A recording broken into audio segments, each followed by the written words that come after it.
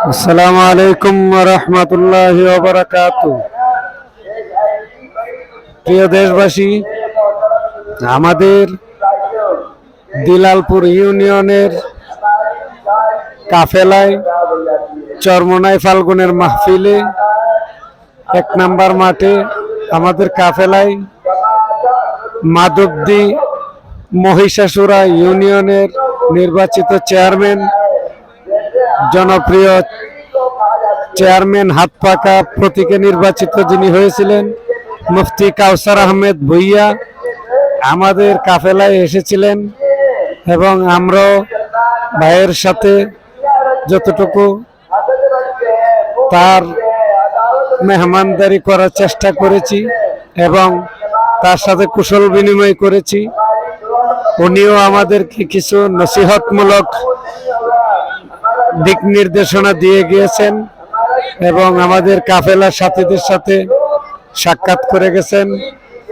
ভবিষ্যৎ আমাদের দিলালপুর ইউনিয়নের সাংগঠনিক অবস্থান নিয়ে আলোচনা করেছেন এবং সুপরামর্শ দিয়েছেন। সেই হিসেবে আলোচনা হয়। এই জন্য বয়সটি বিঘ্নতার কারণে সুষ্ঠুভাবে রেকর্ড হয়নি, তাই পরবর্তীতে এটা আমি সংযোজন করে আপনাদেরকে জানিয়ে দিলাম।